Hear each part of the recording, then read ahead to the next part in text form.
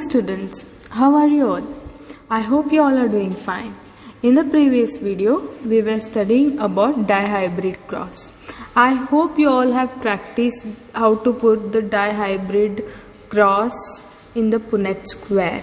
Okay, so if you have understood dihybrid cross and law of segregation that I have already taught you in the previous video, then this third law, that is law of independent assortment, it will be very easy for you. So law of independent assortment, it is based on the results of dihybrid crosses. Okay, so then what we have studied in the dihybrid crosses, we will see what were the results. Okay, so if you observe in the F1 generation, there were all round and yellow seeds, right? In the F1 generation, they were all round and yellow seeds. But when the F1, same kind of F1, they were crossed, then you put a Punnett square and you observed that there are many types of species. Round and yellow also you can observe, round and green also, wrinkled yellow and wrinkled green. So just think that what were the parents? Parents were round and yellow, right? So what were the parents? They were round and yellow. Both were round and yellow. Okay, but in the offsprings, ಈಗ ನಾವು parents ಏನು ತಗೊಂಡಿದ್ವಿ F2 crossing ಒಳಗ ಈ ಹಿಟ್ರೋಜೈಗಸ್ condition ತಗೊಂಡಿದ್ವಿ. ಎರಡು ಏನದಾವ? Round and yellow characters ಅದಾವ. But F2 generation ಒಳಗೆ ನೀವು ನೋಡ್ರಿ, there are round and yellow. ಇದು ಒಂದ ಎಕ್ಸಾಕ್ಟ್ ಅವ್ರ ಪೇರೆಂಟ್ಸನ್ನು ರಿಸೆಂಬಲ್ ಮಾಡತೈತಿ, ರೈಟ್? ದಟ್ ಈಸ್ 9:3:3:1 ಹೌದಿಲ್ಲ ratio. So 9 species are resembling their parents. Not genetically, genotypically ಅಲ್ಲ, genotype different ಐತಿ, but phenotypically ನೋಡ್ಲಿಕ್ಕೆ ಹೆಂಗದಾವ? Exactly like their parents. Okay, so I am saying again, just phenotype. Genotypically again it is differing, ಹೌದಿಲ್ಲ? Genotypically ಮತ್ತು ಅವು parents ನಾವು ಜಾಸ್ತಿ resemble ಆಗತ್ತಿಲ್ಲ. But you can observe different types. Parents ಒಳಗೂ ಆ ಟೈಪ್ ಇಲ್ಲ. So round and green, actually round and yellow ಇತ್ತು, ಬಟ್ ನಾವು ಡಿಫ್ರೆಂಟ್ ವೆರೈಟಿ ಸಿಕ್ತು. ನಮ್ಗೆ ಏನು ಸಿಕ್ತು? We got round and green, and it was wrinkled and green, but we have got wrinkled and yellow and wrinkled and green. Okay, so these are the different types of varieties we have seen by the dihybrid cross. So why and if you see genetically, so that means genotype. So genotype, if we see, the parental genotype was round and yellow, right? So that is heterozygous condition that we have seen only here. 4 species were exactly like their parents. So among 16 species, ಅಂದ್ರೆ 16 ಏನ್ individuals ಅದಾವಲ್ಲ, ಅದ್ರೊಳಗೆ only 4 ಏನದಾವ exactly like their parents. ಯಾವಾಗ ಫಿನೋಟಿಪಿಕಲಿ ನೋಡ್ಲಿಕ್ಕೂ ಅವ್ರ parents ಗತೆನ ಅದಾವ, and even their genotype is also just like their parents.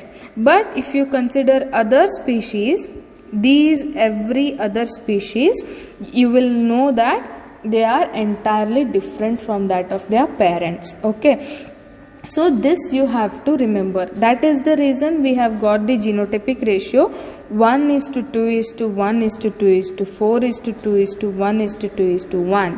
So why? Because these all are 2 ಅಂತಂದ್ರೆ 2 ಈ ತರ ಅದಾವ, ಹೌದಾ? So you have to put the dihybrid cross. See, if you are not understanding any concept, that means you are not practicing. So especially this unit, you should consider it as a mathematics cum biology, because there is mathematics also is involved in this. Okay, so you have to practice first, then only you will be able to understand this concept. Okay, so as you can see, the genotypic ratio is entirely different. Only 4 species are genotypically and phenotypically they are resembling their parents. Okay, so other species, they are different. So completely different species we have found. Okay, so after understanding this, and what was law of segregation? So in law of segregation we studied that, so while forming the gametes, yavagidru gamete formation agubekadre, so any parents will have gametes, right? So gametes they will have genes, right? Genes olaga enirtava, so genes olaga two types of alleles irtav, and these alleles, if it is in one parent, example, if it is in one parent, this parent, if this individual, if they are forming the gametes, then this particular gene, the alleles, these are what? These are alleles. They will segregate from each other. That is, T will segregate separately and this T will segregate separately. That is, this gamete will get only one allele and this gamete will only get one allele, okay, of that particular gene. If it is two types of genes, then they will also segregate, okay. That you have already learnt in the dihybrid cross, how to, if there are two types, two different contrasting characters, they one alleles will separate. That you have already studied. So if you have perfectly studied the dihybrid cross and whatever I have taught you in the previous classes, then it will be very easy for you to understand this concept as well. That is the reason I have been stressing you to watch each and every video, because all the concepts, they are connected with each other. Okay, so now we will come to law of independent assortment. So it is based on the results of dihybrid cross, and what it states that when more than one pair of characters are involved in the cross, factor pairs independently segregate from the other pair of characters. Okay, so this is just like the law of segregation. Okay, so in law of segregation, they have taken one gene. Okay, in that gene two alleles will be there. They will segregate in the formation of gametes anta helirodeno law of segregation. ಏನು ಹೇಳ್ತೈತಿ law of segregation? Genes ಒಳಗ ಯಾವುದೇ ಒಂದು gene ತಗೊಂಡ್ರು ನೀವು ಕ್ಯಾರೆಕ್ಟರಿಗೆ, it will have two alleles. Okay, so these two alleles, when they during the formation of gametes, okay, these two alleles will segregate and they will be, each gamete will receive only one allele anta law of segregation ಒಳಗೆ ಹೇಳೈತಿ. And what about different types of genes ಇದ್ದು ಅಂತ ತಿಳ್ಕೊರಿ, different types of characters ಇತ್ತು ಅಂತ ತಿಳ್ಕೊರಿ. So then what? So for example, this you have to compare. They have just taken the letters as different ತಗೊಂಡಾರ. ಇದು ಹೆಂಗೆ ಅಂತಂದ್ರೆ, ನಾನು ರೌಂಡ್ ಆ್ಯಂಡ್ ಎಲ್ಲೋ ನಿಮಗೆ ಈಗ ಸಿಮಿಲರ್ ಆಗಿಬಿಟ್ಟಿತ್ತು, ನೀವು ಡೈಹೈಬ್ರಿಡ್ ಕ್ರಾಸ್ ಎಲ್ಲ ಅದ್ರೊಳಗೆ ಮಾಡಿರಿ. ಸೊ ಐ ವಿಲ್ ಇದನ್ನು ಸೇಮ್ ನಾನು ಲೆಟರ್ ಅಷ್ಟು ಚೇಂಜ್ ಮಾಡಿ ನಿಮ್ಗೆ ಇಲ್ಲಿ ಬರೆದು, so I will just explain so that you will understand. So see, this is round and this is also wrinkled. Okay, so these are the two alleles. If they are present together, since round is a dominant character, round will only express, right? So now here again yellow. Okay, so we used to write it like this, no, round and yellow. So now they have written like this. Okay, so just to resemble, so DNA ಹೆಂಗಿರ್ತೈತ್ರಿ ನಮ್ದು ಈ ಥರ ಇರ್ತೈತೆ, ಹೌದಿಲ್ಲ? So ಒಂದೊಂದು ಜೀನು ಒಂದೊಂದು ಕಡೆ ಇರ್ತಾವೆ. ನಾನು ನಿಮ್ಗೆ already I have shown you through one video that how the genes are express, right? So that is why they have given in such a way. So round, okay, and yellow, ಈ ಥರ colours. Round ಅನ್ನೋದು ಇದು shape ಒಳಗೈತಿ, ಇದು colour ಅನ್ನೋದು yellow ಐತಿ. So there are two different types of characters. So when more than one pair of characters are involved in a cross, factors pair independently segregate from the other pair of characters. ಅಂದ್ರೇನ, ಇದ peer different ಆಗಿ segregate ಆಗ್ತೈತಿ, ಇದ peer different ಆಗಿ segregate ಆಗ್ತೈತಿ. ಅಂದ್ರೆ they will be different. ಅವೇನ್ ಮಾಡ್ತಾವ, when it is in the person, ಈ ತರ ಒಬ್ರು ಪರ್ಸನ್ ಒಳಗೆ ಐತಿ ಅಂತಂದ್ರೆ ಅಲ್ಲಷ್ಟೇ ಇವೇನಾಗತ್ತವ ಕೂಡಿ, they are expressing their characters. Okay, they are doing their work. But ಯಾವಾಗವ ಗ್ಯಾಮೆಟ್ ಫಾರ್ಮೇಷನ್ ಆಗೋದು ಬರ್ತೈತಲ್ಲ, so then they will not care about what with whom they are. Okay, so ಅವು ಇಂಡಿಪೆಂಡೆಂಟಾಗಿ ತಮ್ಮ ಎಲ್ಲಿ ಸೆಗ್ರಿಗೇಟ್ ಆಗಬೇಕು ಸಪ್ರೇಟ್ ಆಗಿ they will go in the gametes. Okay, so ಎಲ್ಲವೂ ಫ್ಯಾಕ್ಟರ್ಸ್ ಪೇರ್ಸ್. ಇದ ಕ್ಯಾರೆಕ್ಟರ್ ಏನು ಮಾಡ್ತೈತಿ ಸಪ್ರೇಟ್ ಆಗಿ ಸೆಗ್ರಿಗೇಟ್ ಆಗ್ತೈತಿ, ಈ ಕ್ಯಾರೆಕ್ಟರ್ ಸಪ್ರೇಟ್ ಆಗಿ ಸೆಗ್ರಿಗೇಟ್ ಆಗೈತಿ. ಈ ಕ್ಯಾರೆಕ್ಟರ್ ಅಂದ್ರೇನ this is round and wrinkled character, ಹೌದಿಲ್ಲ? So but here it is since dominant it is expressing round character, so this is a character of shape, this is a character of color, so they will segregate. So this we call it as factor pair 1, this we call it as factor pair 2. Okay, so here I am giving, so this is nothing but ee tara nimge just one example through alphabetically or nimge represent ಮಾಡ್ಯಾರ. So jeans ee tara irbodu. Okay, so this is factor pair 1 because it is expressing the shape. This is factor pair 2 because this is expressing the color. So first possibility ಏನೈತಿ? So first possibility ಏನಿರ್ಬೋದು ಅಂತಂದ್ರೆ, first you can see here, so first ಇವೆರಡು ಏನಾಗ್ಬೋದು ಒಂದು ಕಡೆ segregate ಆಗಿ ಒಂದು ಕಡೆ ಹೋಗ್ತಾವೆ, ಹೌದಾ? and this will segregate in one type, right? You have already seen. Okay, ಈ ಥರ ಆದ್ರೂ ಜೀನ್ಸ್ ಅಲಿಲ್ಸಿ ಈ ಥರನೂ ಫಾರ್ಮೇಷನ್ ಆಗ್ಬೋದು, ಈ ಥರನೂ ಫಾರ್ಮೇಷನ್ ಆಗ್ಬೋದು. ಸೊ ರಿಂಕಲ್ಡ್ ಎಲ್ಲನೂ ಬಂದಿತ್ತು, ಹೌದಿಲ್ಲ ನಮ್ಗೆ? So when we were studying the dihybrid cross we got wrinkled green also, right? So both are the recessive character, wrinkled green. So round and yellow also we got. Okay, this is one possibility. So other possibility is, so other possibility is, so you can get these two also. Okay, so you can get these two and these two. Okay, so you have got round and green also, you have got wrinkled and yellow also, right? So that means wrinkled yellow no irbodu, round green. ಅಂದ್ರೇನ these alleles ಏನದಾವಲ್ಲ ಇದ್ರ ಜೊತೆನೇ ನಾ peer ಆಗ್ಬೇಕು ಅಂತ ಏನು rules ಇರಂಗಿಲ್ಲ. So ಅವು independent ಆಗಿ ಸೆಗ್ರಿಗೇಟ್ ಆಗಿ ಹೆಂಗೆ ಕ್ರೋಮೋಸೋಮ್ ನೀವು ಮುಂದೆ ಕಲಿತೀರಿ. ಓಕೆ, ಮೆಕ್ಯಾನಿಸಮ್ ಕಲಿತೀರಿ, ಕ್ರಾಸಿಂಗ್ ಓವರ್ ಹೆಂಗೆ ಆಗ್ತೈತಿ ಎಲ್ಲಿ ಕ್ರೋಮೋಸೋಮ್ಸ್ ಒಳಗೆ. ಸೊ ಕ್ರಾಸ್ ಓವರ್ ಆಗಬೇಕಾದ್ರೆ so there will be variations. So ಆ ವೇರಿಯೇಷನ್ ಆಗಬೇಕಾದ್ರೆ so well forming the gametes they will segregate separately. Okay, so you can see here. So round and yellow ಟೈಪನ್ನು ಏನು ತೊಗೊಂಡಿರುತ್ತೆ? Capital A small A, capital B small B. Okay, so ಇದು factor pair 1 one character, ಇದೊಂದು character ಅದ ಅಂತ ತಿಳ್ಕೊರಿ. So ನಾವು ಇದೇನಾಗ್ಬೋದು, ಇವೆರಡು fuse ಆಗಿ ಈ ಥರ, ಇವೆರಡು ಫ್ಯೂಸ್ ಆಗಿ ಈ ಥರನೂ ಕ್ಯಾರೆಕ್ಟರ್ ಬರ್ಬೋದು. ಆ್ಯಂಡ್ ಇವೆರಡು ಫ್ಯೂಸ್ ಆಗಿ ಕ್ರಾಸ್ ಆಗಿ ಈ ಥರನೂ ಒಂದು ಕ್ಯಾರೆಕ್ಟರ್ ಆಗ್ಬೋದು. ಆ್ಯಂಡ್ ಇವೆರಡು ಫ್ಯೂಸ್ ಆಗಿ ಈ ಥರ ಇನ್ನೊಂದು progeny gamete ಒಳಗೆ ಹೋಗ್ಬೋದು, right? So this is the law of independent assortment. So when more than one pair of characters also if they are involved in a cross, factor pairs independently segregate from the other pair of character. So ಅವು independent ಆಗಿ one factor pair. ಈಗ actually ಇದೇನೈತಿ, ಇದು actually ಇದೇನಿದೆ one factor pair. So ಇದೇನು ಇದು another factor pair. Okay, so ಈಗ ಇದನ್ನ ನಾನು ರೌಂಡ್ ಆ್ಯಂಡ್ ಯೆಲ್ಲೋ ಅದನ್ನು ಎಕ್ಸಾಂಪಲ್ ತೊಗೊಂಡು ಹೇಳತ್ತೇನೆ ಅಂತ ತಿಳ್ಕೊರಿ. ಓಕೆ, ಸೊ ಈಗ ಪೇರೆಂಟ್ಸ್ ಒಳಗೆ ಏನೈತಿ, ಈ ಥರ ಜೀನೋಟೈಪ್ ಐತಿ. Okay, yellow heterozygous condition ಒಳಗೈತಿ.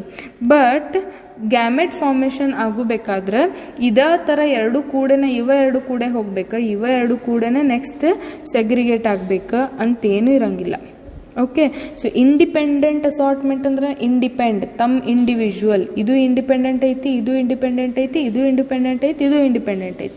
ಎಲ್ಲ ಅಲೀಲ್ಸು ಏನದಾವ್ ದೇ ಆರ್ ಇಂಡಿಪೆಂಡೆಂಟ್, ಎಲ್ಲ ಫ್ಯಾಕ್ಟರ್ಸು ಏನದಾವ್ they are independent. That is why they will segregate independently. So ಎರಡು ಕೂಡನು ಅವು ಏನು ಮಾಡ್ಬೋದು, ನೆಕ್ಸ್ಟ್ ಅಲೀಲ್ಸ್ಗೆ ಹೋಗ್ಬೋದು. ಸೊ ಎ ಐತಂತ ತಿಳ್ಕೊರಿ. So here this capital A small A also may get segregated independently, assorted in this also may get together. So but you can see ಅವು ತಮ್ಮ ಇಷ್ಟ. And but here you can see ಇದು ಇದ್ರ ಜೊತೆನೂ ಕೂಡ್ಬೋದು, ಇದು ಇದ್ರ ಜೊತೆನೂ ಕೂಡ್ಬೋದು. So there is no rule that ಅವೆರಡು ಜೊತೆಗೇನೆ ಇರಬೇಕು ಅಂತೇನು ರೂಲ್ ಇರಂಗಿಲ್ಲ. ಅವು ಗ್ಯಾಮೆಟ್ ಫಾರ್ಮೇಷನ್ ಆಗಬೇಕಾದ್ರೆ ಅವು ಕ್ರಾಸ್ ಆಗಿ ಇಂಡಿಪೆಂಡೆಂಟ್ ಆಗಿ ತಾವು ಸೆಗ್ರಿಗೇಟ್ ಆಗಿ ಹೋಗ್ಬೋದು, ಅಸಾರ್ಟ್ ಆಗ್ಬೋದು. ಸೊ ಅದಕ್ಕೆ ನಾವೇನಂತೀವಿ law of independent assortment. Okay, so these are nothing but again ಇವೆರಡು ಮಲ್ಟಿಪ್ಲೈ ಆಗಿ ಆಗತ್ತವು last. Okay, so this you have to remember. When more than one pair of characters are involved in the cross, factors pair and one factor pairs ಏನದ ಅಂದ್ರೆ gene pairs, they independently ಅಂದ್ರೆ factor pairs ಅಂದ್ರೆ obviously they are alleles, so they will independently segregate from the other pair of characters. So ಅವೇನು ಇದ್ರ ಜೊತೆಗೆ ನಾ ಹೋಗ್ಬೇಕು, ನಾ ಇದ್ರ ಜೊತೆಗೇನೆ ಇರ್ಬೇಕು, ಈ ಸ್ಮಾಲ್ ಎ ನಾ ಕ್ಯಾಪಿಟಲ್ ಎ ಜೊತೆನೇ ಇರ್ಬೇಕು, ಓಕೆ, ಸ್ಮಾಲ್ ಬಿ ನಾ ಕ್ಯಾಪಿಟಲ್ ಬಿ ಜೊತೆಗೆ ಇರಬೇಕು. ಓಕೆ, ಸೊ ಈ ನಾ ಇದು ಕ್ಯಾಪಿಟಲ್ ಎ ನಾ ಕ್ಯಾಪಿಟಲ್ ಬಿ ಜೊತೆಗೆ ಇರಬೇಕು, ಈ ಥರ ಏನೂ ಇರಂಗಿಲ್ಲ. ಅವೇನು ಮಾಡ್ತಾವೆ, ದೇ ಆರ್ ಇಂಡಿಪೆಂಡೆಂಟ್. ತಮ್ಗೆ ಇಷ್ಟ ಬಂದಂಗೆ ಎಲ್ಲಿ ಕ್ರಾಸ್ ಓವರ್ ಆಗ್ತೈತಿ then they will segregate. Okay, that is why we call it law of independent assortment. So see, just to explain this law, I have revised dihybrid cross also, and I have again 16 minutes I have taken just to explain this to both in Kannada as well as English. So if I am putting such efforts, then even you have to put efforts by practicing these laws. So by drawing the things what madam have taught, just draw the gametes and just look. Like yes, you can just by the Punnett square in the dihybrid cross only you can make out that there is no rule that this, so any allele may fuse with any other allele, right? So adar sambandha namge ಏನು ಸಿಗತೈತಿ, genotype. There are different genotypes that we have formed. So ratio now ನೋಡೇವ್ already. That means what, alleles are segregating independently. So that we call it as independent assortment. Okay, so this is very very important concept. Okay, so next we will see law of dominance or the concept of dominance. Every gene contains the information to express a particular trait, as we know. So ಎಲ್ಲ ಜೀನಿಗೆ ಏನಿರ್ತೈತಿ, ಒಂದು information ಇರ್ತೈತಿ. ಏನು information ಇರ್ತೈತಿ, to express a particular trait, ಒಂದು ಟ್ರೇಟನ್ನು express ಮಾಡೋದು. In heterozygote there are 2 types of alleles. One is unmodified or normal or functioning allele. It is generally dominant and represents original phenotype. So another is modified allele. It is generally recessive. ಅಂದ್ರೇನ, ಎಲ್ಲ ಜೀನ್ಸ್ನು ಏನು, jeans ಅಂದ್ರೆ ಏನು meaning ನೀವು ಅಂತೀರಿ ಈಗ. So normally what we call, so when you are inheriting some character from your parents, for example if your hair colour is just like your mother, or if your eye colour, so eye color is a good example. If you are having blue eyes, so if their parents, if you are inheriting blue eyes, ನಿಮ್ಮ ಮಮ್ಮಿಗೂ blue eyes ಐತಿ and you are also inheriting blue eyes, that means what, blue eyes is expressed by some genes that will express its character. one trait ಅನ್ನು express ಮಾಡತೈತಿ. ಏನು trait ಅದ, to express the blue eyes, right? blue color in the eyes. So that is one trait. Okay, so in heterozygotes andrena, so every gene, first we will see this sentence, every gene contains information to express a particular gene, so to particular trait. So allele of brown eye color is unmodified allele, whereas allele of blue eye color is modified allele. It is just an example. So then first we will see what is unmodified allele or normal or functioning allele and what is modified allele. So ನಾವು ಯಾವತ್ತಿದ್ರು ನಾನು ಹೇಳಿದ್ದೆ ನಿಮಗೆ, ಒಂದು gene ಒಳಗೆ alleles ಇರ್ತಾವೆ. So it might be 2 dominant allele ಇರ್ಬೋದು, ಒಂದು dominant ಒಂದು ರಿಸೆಸಿವ್ ಅಲೀಲು ಇರ್ಬೋದು, ಆ್ಯಂಡ್ 2 ರಿಸೆಸಿವ್ ಅಲೀಲ್ ಇರ್ಬೋದು.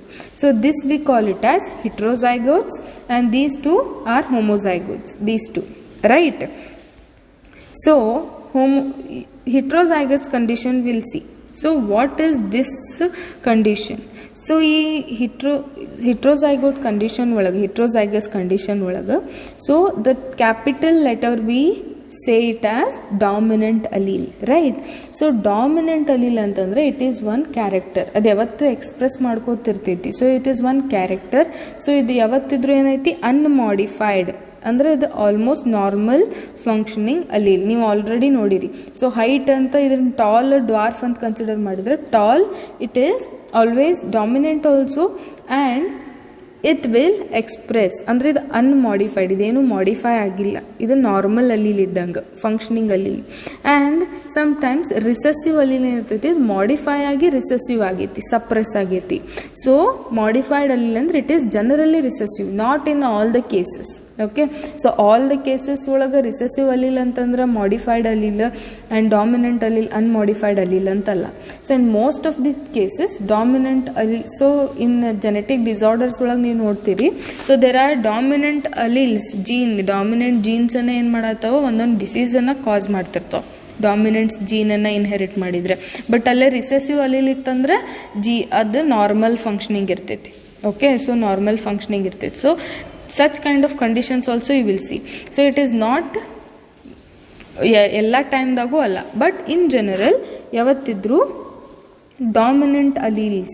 Okay, it is, we call it as, it is represents the original phenotype. Phenotype ಅಂದ್ರೆ ಒರಿಜಿನಲ್ ಆಗಿ ಏನು ಫಿನೋಟೈಪ್ ಇರುತ್ತಲ್ಲ, ಎಕ್ಸ್ಪ್ರೆಷನ್ ಫೀಚರ್ಸ್ ಅದನ್ನು ಎಕ್ಸ್ಪ್ರೆಸ್ ಮಾಡ್ತೈತಿ ಯಾವುದು dominant allele. Recessive allele is always considered as a modified allele, so it is generally recessive. So as you can see here, so unmodified allele andre enina capital T idanga. Okay, so just an example. So both are unmodified allele and they are homozygous gene pair. So here capital T, small t if you consider, then it is heterozygous gene pair. So one is unmodified allele and one is modified allele. ಅಂದ್ರೆ ಏನೋ change ಆಗೈತಿ. Modification ಅಂದ್ರೆ ಏನೋ ಒಂದು ಸ್ವಲ್ಪ change ಆಗೈತಿ. Okay, so and both are modified allele ಅಂದ್ರೆ small T. So this is homozygous gene pair. So this is just a concept of dominance. So it might be asked also, just remember unmodified will be generally it is dominant. So it is not necessary in all the cases. ನೀವು further study ಮಾಡ್ಕೊಂಡು ಹೋದಂಗೆ so you will study further concept. Next, concept of dominance. Here they have given one example. Consider a gene that contains information for producing an enzyme. Normal allele of that gene produces a normal gene. Modified allele is responsible for production of non-functional enzyme or no enzyme at all. ಅಂದ್ರೇನ ಈಗ ನಾ ಅಂದಂಗೆ jeans ಏನು produce ಮಾಡ್ತಾವ, so you will study further that genes will have some information. So ಈ ಇನ್ಫಾರ್ಮೇಷನಿಂದ enzyme produce ಆಗ್ತೈತಿ. Okay, so ಇದು ನಿಮ್ಗೆ again a different concept. Okay, so ಏನು ಕಾನ್ಸೆಪ್ಟ್ ಅಂದ್ರೆ ಜೀನ್ಸ್ ಏನು ಪ್ರೊಡ್ಯೂಸ್ ಆಗ್ತದೆ. ಈಗ ನಾ ಕಲರ್ ಅಂತಂದೆ, ಹೌದಾ? ಕಲರ್ ಈಗ for example eye colour. So brown eye colour produce ಮಾಡುವಂಥವು ಜೀನ್ಸ್ ಏನು ಮಾಡತ್ತವ, ಬ್ರೌನ್ ಐ ಕಲರ್ ಪ್ರೊಡ್ಯೂಸ್ ಮಾಡತ್ತವ. ಹಂಗೆ ಬ್ಲೂ ಐ ಪ್ರೊಡ್ಯೂಸ್ ಮಾಡುವಂಥ ಜೀನ್ಸ್ ಬ್ಲೂ ಐ ಪ್ರೊಡ್ಯೂಸ್ ಮಾಡತ್ತವ. ದ್ಯಾಟ್ ಮೀನ್ಸ್ ಅದು ಹೆಂಗೆ ಪ್ರೊಡ್ಯೂಸ್ ಮಾಡತ್ತವ, so genes they will have some characters, ಹೌದಿಲ್ಲ? ಸೊ ಈ ಥರನೂ ಇರ್ಬೋದು, ಈ ಥರನೂ ಇರ್ಬೋದು ಆ್ಯಂಡ್ ಈ ಥರನೂ ಇರ್ಬೋದು, right? So these 3 types they will be. So for example ಈಗ ಡಾಮಿನೆಂಟ್ ನಾವೇನು ತೊಗೊಂಡ್ವಿ, ಡಾಮಿನೆಂಟ್ ಇರುವಂಥ ಅಲೀಲ್ಸ್ ಅನ್ನ ನಾವೇನೇನು ತೊಗೊಂಡ್ವಿ, ಬ್ರೌನ್ ಐ ಪ್ರೊಡ್ಯೂಸ್ ಮಾಡ್ತೈತೆ ಅಂತ ತಿಳ್ಕೊ, brown colours in the eyes. Okay, so ಇದು ಬ್ರೌನ ಪ್ರೊಡ್ಯೂಸ್ ಮಾಡ್ತೈತೆ, ಇದು ಬ್ರೌನ ಪ್ರೊಡ್ಯೂಸ್ ಮಾಡ್ತೈತೆ. But this will T small t recessive blue ಇತ್ತಂದ್ರೆ so it will produce blue eyes, right? So that means ಹೆಂಗೆ ಪ್ರೊಡ್ಯೂಸ್ ಮಾಡತೈತಿ, ಸೊ ಟಿ ಅಂತೇಳಿ ನಾವೇನು ಮಾಡತ್ತೀವಿ, we are just representing them in the capital letters form ಒಳಗೆ ನಾವು represent ಮಾಡತ್ತೀವಿ for our reading convenient. Okay, but actually how they will be, so these genes they will also be in the form of code, but these codes they will produce some ಈಗ ನೀವು ಮುಂದೆ ಕಲಿತೀರಿ transcription, translation ಈ ಥರ. Okay, so ಯಾವ ಥರ produce ಮಾಡ್ತಾವ ಅಂತಂದರೆ these jeans will help in production of that protein. For example ಇವೆರಡು ಜೀನ್ ಬ್ರೌನ್ ಐ ಪ್ರೊಡ್ಯೂಸ್ ಮಾಡುವಂಥ ಒಂದು ಪ್ರೋಟೀನನ್ನು ಕೋಡ್ ಮಾಡ್ತಾವೆ, ಪ್ರೊಡ್ಯೂಸ್ ಮಾಡ್ಲಿಕ್ಕೆ ಏನು ಮಾಡ್ತಾವೆ, ಕೋಡ್ ಮಾಡ್ತಾವ ಅಂತ ತಿಳ್ಕೊರಿ. ಸೊ ಜೀನ್ ಹೆಂಗಿರ್ತೈತಿ, ಒಂದು ಸೀಕ್ವೆನ್ಸ್ ಇರ್ತೈತಿ DNA ಒಳಗೆ. Okay, so if this is DNA, so ಎಷ್ಟೊಂದು ಕೋಡ್ ಸೇರಿ ಏನಾಗಿರ್ತಾವ, ಒಂದು ಜೀನ್ ಆಗಿರ್ತಾವ, ಅದ್ರೊಳಗೆ ಅಲೀಲ್ಸ್ ಇರ್ತೈತಿ, ರೈಟ್. ಸೊ ಒಂದು ಪರ್ಟಿಕ್ಯುಲರ್ ಕ್ಯಾರೆಕ್ಟರ್ಸನ್ನು ಪ್ರೊಡ್ಯೂಸ್ ಮಾಡಲಿಕ್ಕೆ. Okay, so if it is producing one particular character, so ಹಂಗನ ನಾವು ಅದನ್ನು ಏನು ಮಾಡ್ತೇವೆ, ಸಿಂಪಲ್ ಆಗಿ we are representing for our understanding. So genetics ಒಳಗೆ ಫರ್ದರ್ ಸ್ಟಡಿ ಮಾಡಿದ್ರೆ ನಿಮ್ಗೆ ಗೊತ್ತಾಕೈತಿ ಒಂದು ಜೀನ್ ಸೆಕ್ಷನ್ ಯಾವ ಥರ ಇರ್ತೈತಿ. So what kind of coding they have ಅನ್ನೋದು ನೀವು ಸ್ಟಡಿ ಮಾಡ್ತೀರಿ. ಸೊ ಆ್ಯಸ್ ಫಾರ್ ನಾವು ನೀವು ಥಿಂಕ್ ಮಾಡಿರಿ, ಕ್ಯಾಪಿಟಲ್ ಟಿ ಅನ್ನೋದು ಒಂದು ಅಲೀಲ್ಸ್, ಒಂದು ಜೀನ್ ಕ್ಯಾರೆಕ್ಟರ್ ಅಂದರೆ ಇವೇನು ಮಾಡತ್ತೋ, ಬ್ರೌನ್ ಐ ಪ್ರೊಡ್ಯೂಸ್ ಮಾಡುವಂಥ ಒಂದು ಪ್ರೋಟೀನನ್ನು produce ಮಾಡತ್ತೋ. Okay, that is why the brown eye is produced. Here also it is brown because capital T is dominant. But T ಇತ್ತಂದ್ರೆ ಅದೇನು ಪ್ರೊಡ್ಯೂಸ್ ಮಾಡತೈತಿ, ಬ್ಲೂ ಐಸ್ ಪ್ರೊಡ್ಯೂಸ್ ಮಾಡತೈತಿ. So ಈ ಬ್ಲೂ ಐಸ್ ಪ್ರೊಡ್ಯೂಸ್ ಮಾಡತ್ತಿರೋದು protein, brown eye protein ಇಲ್ಲ ಅನ್ನೋದಕ್ಕೆ blue eyes produce ಮಾಡ್ತಿರ್ಬೋದಲ್ಲ. So brown eyes ಬೇಕಾಗಿರುವಂಥ ಪ್ರೋಟೀನ್ ಇಲ್ಲ ಅನ್ನೋದಕ್ಕಾದ್ರೂ ಬ್ಲೂ ಐಸ್ ಪ್ರೊಡ್ಯೂಸ್ ಮಾಡ್ತಿರ್ಬೋದು. ಅಥವಾ ಲೆಸ್ ಪ್ರೋಟೀನ್ ಐತಿ ಬ್ರೌನ್ ಐಸ್ ಪ್ರೊಡ್ಯೂಸ್ ಮಾಡಲಿಕ್ಕೆ, ಒಂದೇನೋ ಲೆಸ್ ಕೊರತೆ ಐತಿ ಪ್ರೋಟೀನ್, ಅದ್ರ ಸಂಬಂಧದ ಏನಾಗತೈತಿ, ಬ್ಲೂ ಐನ ಎಕ್ಸ್ಪ್ರೆಸ್ ಮಾಡತೈತಿ. Okay, these are the differences. So normal or less efficient enzymes are also like proteins. Okay, so in this case andra, where in the dominant case modified allele will produce the same phenotype like the unmodified allele. So in the normal or less efficient enzyme, okay, so normal enzyme modified allele is responsible for, andre modified allele antandrena ಸ್ವಲ್ಪ modified allele ಈ ತರ modified TT ಇರುವಂತ allele, not dominant, already ಏನು modified ಆಗಿರ್ತೈತಲ್ಲ ಈ ತರ recessive allele, ಈ ಥರ ಅದೇನು ಮಾಡತೈತಿ, sometimes it is normal less efficient enzyme. So ಅಂದ್ರೇನ ಸಮ್ಟೈಮ್ಸ್ ಅದು ನಾರ್ಮಲ್ ಪ್ರೊಡ್ಯೂಸ್ ಮಾಡ್ತೈತಿ, ಆರ್ ಲೆಸ್ ಎಫಿಷಿಯಂಟ್ ಎನ್ಸೈಮ್ ಅಂದರೆ ಎನ್ಸೈಮ್ ಅಷ್ಟು ಪೂರಾ ಕಂಪ್ಲೀಟ್ ಆಗಿ ಪ್ರೊಡ್ಯೂಸ್ ಮಾಡಿರಂಗಿಲ್ಲ. In this case modified allele will produce the same phenotype like unmodified allele, thus the modified allele is equivalent to unmodified allele. ಈ type ಹೌದಿಲ್ಲ. So that means it is having both modified allele as well as unmodified allele. ಅಂದ್ರೆ unmodified allele capital T ನ ಏನಂದೆ, it is unmodified allele, dominant allele ಐತಿ. So ಇದು enzyme produce ಮಾಡ್ತೈತಿ. Here it is recessive allele, so it is modified allele, ಅಂದ್ರೆ ಅದ್ರೊಳಗೆ changes ಆಗೈತಿ. So it will produce one enzyme. So complete ಆಗಿ normal ಆಗಿನೂ ಇರ್ಬೋದು. ಸೊ ಇದು ಏನೈತಿ, this also capital T is also tall, this is also tall. ಹೌದಾ, but genotypically that is different and this is different, ಹೌದಿಲ್ಲ. So but this may be producing the normal ಹೈಟನ್ನು produce ಮಾಡ್ಬೋದು. Or sometimes ಈ height ಈ type gene ಇದ್ದಲ್ಲೇ ಸ್ವಲ್ಪ ಜಾಸ್ತಿ 5.5 inches ಇತ್ತಂದರೆ ಈ ಟೈಪ್ ಜೀನ್ ಇದ್ದಲ್ಲೇ 5.2 ಇಂಚಸ್ ಸ್ವಲ್ಪ ಎಫೆಕ್ಟ್ ಲೆಸ್ ಎಫಿಷಿಯಂಟ್ ಎನ್ಸೈಮ್ನು ಪ್ರೊಡ್ಯೂಸ್ ಮಾಡ್ತಿರ್ಬೋದು. So that might be the reason. Okay, so one condition, sometimes ಏನಾಗ್ತೈತಿ non functional enzyme or no enzyme at all. Okay, ಅಂದ್ರೆ ಸಮ್ಟೈಮ್ಸ್ ಏನಾಗ್ತೈತಿ ಕಂಪ್ಲೀಟ್ ಆಗಿ non functional enzyme or no enzyme produce ಮಾಡ್ತೈತಿ. In this cases the phenotype will depend only on the functioning of the unmodified allele, thus the modified allele becomes recessive. ಈ condition ಒಳಗೆ ನೋಡ್ರಿ. So unmodified allele produces enzyme and modified allele produces non-functional enzyme, and case 3 unmodified allele produces enzyme, modified allele produces no enzyme. ಅಂದ್ರೆ ಏನ, sometimes ಏನಾಗ್ತೈತಿ ಈ T ಐತೆ ಅಂತ ತಿಳ್ಕೊರಿ. So ಈಗ ಇದೇನೈತಿ, ನಾ ಏನು ಹೇಳಿದೆ, ಇದೆ this is unmodified allele and this is modified allele ಅಂತ ಹೇಳಿದೆ. ಓಕೆ, ಸೊ ಸಮ್ಟೈಮ್ಸ್ ಏನಾಗ್ತೈತಿ ಫಿನೋಟೈಪ್ ಏನು ಪ್ರೊಡಕ್ಷನ್ ಆಗ್ತೈತಿ, ಇದನ್ನ ಎಕ್ಸಾಂಪಲ್ ತಗೋರಿ, ಹೈಟ್ ಪ್ರೊಡಕ್ಷನ್ ಆಗ್ತೈತಿ ಅಂತ ತಿಳ್ಕೊರಿ. Sometimes phenotype will depend only on the functioning of unmodified allele. So modify ಆಗದೆ ಇರುವಂಥ ಅಲೀಲ್ ಮೇಲೇನೆ ಏನಾಗೈತಿ ಫಿನೋಟೈಪ್ ಏನು ಹೈಟ್ ಇರಬೇಕು ಅದು ಡಿಪೆಂಡ್ ಆಗೈತಿ. Height is just an example ನಿಮಗಿದ ಕಾನ್ಸೆಪ್ಟ್ ಅಂಡರ್ಸ್ಟ್ಯಾಂಡ್ ಮಾಡಲಿಕ್ಕೆ. ಸೊ ಹೈಟ್ ಏನಾಗೈತಿ, it is depending on the unmodified allele. Okay, so thus the modified allele becomes recessive. ಅದಕ್ಕೆ ಈ ಮಾಡಿಫೈಡ್ allele ಏನೈತಿ ರಿಸೆಸಿವ್ ಆಗ್ಬಿಡ್ತೈತಿ. ಹೌದಿಲ್ಲ? This because in this T example ನಾವು ನೋಡೇವಿ, ಇದು ಡಾಮಿನೆಂಟ್ ಐತಿ ಕಂಪ್ಲೀಟ್ ಆಗಿ, ಇದೇನೈತಿ ಇದು ರಿಸೆಸಿವ್ ಐತಿ. So even if it is present, ಇದು ಡಾಮಿನೆಂಟ್ ಅಲ್ಲಿ ಏನು ಮಾಡತ್ತೈತಿ, ಇದನ್ನ ಎಕ್ಸ್ಪ್ರೆಸ್ ಮಾಡಕ್ಕೆ ಕೊಡತ್ತಿಲ್ಲ. ಇದು only this dominant allele is expressing. So in this case the phenotype will depend only on the functioning of unmodified allele. Thus the modified allele ಏನಿರ್ತಲ್ಲ ಅದು recessive ಆಗಿ complete ಆಗಿ ಕನ್ವರ್ಟ್ ಆಗಿಬಿಡ್ತೈತಿ. ಸೊ ಅದ್ರೊಳಗೆ ಕೇಸ್ 2 ಐತಿ. Unmodified allele ಏನಾಗೈತಿ, capital T ಅಂತ example ತೊಗೊಂಡ್ರೆ it produces enzyme, and modified allele ಏನೈತಲ್ಲ ಇದು it produces non functional enzyme, ಅಂದ್ರೆ ಫಂಕ್ಷನ್ ಮಾಡದೇ ಇರುವಂಥ ಎನ್ಸೈಮ್ ಪ್ರೊಡ್ಯೂಸ್ ಮಾಡ್ಬೋದು.